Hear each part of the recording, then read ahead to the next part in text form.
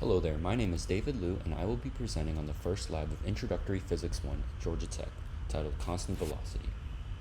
The purpose of this lab is to monitor the motion of an object moving at the same speed without changing direction, or in other words, with a constant velocity. We will be using Tracker, a video analysis and modeling tool to follow the object in its position over a selected time interval.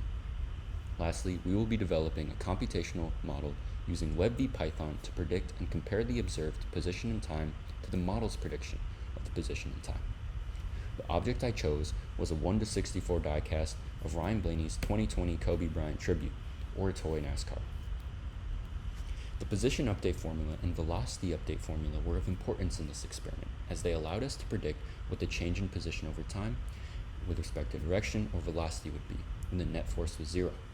However, consistent with the conditions of this experiment, the final velocity should be equal to or approximately the initial velocity. This was in accordance with Newton's second law of motion, or alternatively, the momentum principle. The system encompasses the object or car in our experiment, whereas the surroundings were the remainder of the lab, such as the lab bench and the meter stick. Shown here is the position update formula and the velocity update formula. Our net force was again assumed to be zero. Using our hands, we pushed our car in our experiment so that it rolled in a straight line from one end of the lab table to the other. Some of our assumptions, for the sake of simplicity, included no air resistance or friction acting upon the object, equivalent gravitational and normal force, and one-dimensional movement along the x-axis. Our model's predictions substituted values determined from the previous slides, such as the initial position and velocity. Moreover, the time of each step is considered as well. These were both vectors as opposed to scalars. The previous formulas and physical principles were essentially translated into code, as shown on the slide. The link to the program can be found here, and the actual mass substituted from a website, as well as the initial position and vector were determined. The time step corresponding to roughly 1/30th of a second corresponds to 30 frames per second as a frame rate.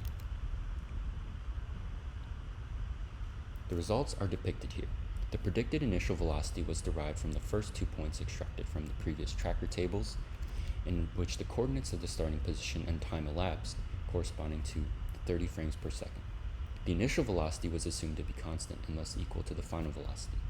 The final time corresponded to about 22 frames in, or about 0.733 repeating seconds. Our initial position was about 0.0225 meters, 0 seconds as our initial time, and the calculation for the average velocity is shown here. A graphical representation of the comparison between our actual and computational model are also shown.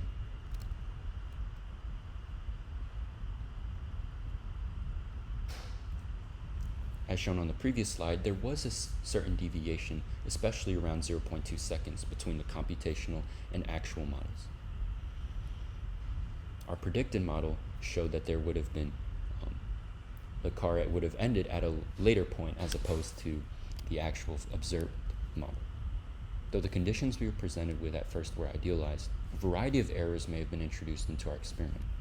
These may have resulted in numerous fluctuations that could at least partially account for the discrepancies between the computational model and our physical observations as mentioned earlier.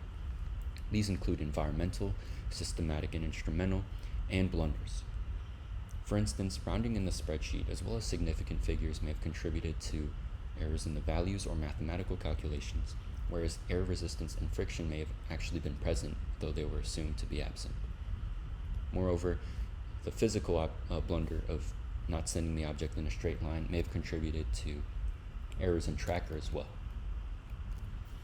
In short, the results provided conclusive findings that our computational model diverged from the actual position gradually towards the end of our time interval, addressing the what-if of the lab's experiment. If the axes were to be interchanged, the overall magnitude should not change only drastically in the order and direction. This is due to the negative slope and position of the object after being reflected or flipped horizontally. These axes would be reflected in Python as well. And to answer what does it mean, it may be difficult to determine what other pushes and pulls may have acted upon the car. Initial velocity from rest begins with an applied force. other forces that were ignored may have actually been present. In short, these data have demonstrated that there may be slight disparities between what is predicted and what is observed. Thank you for watching.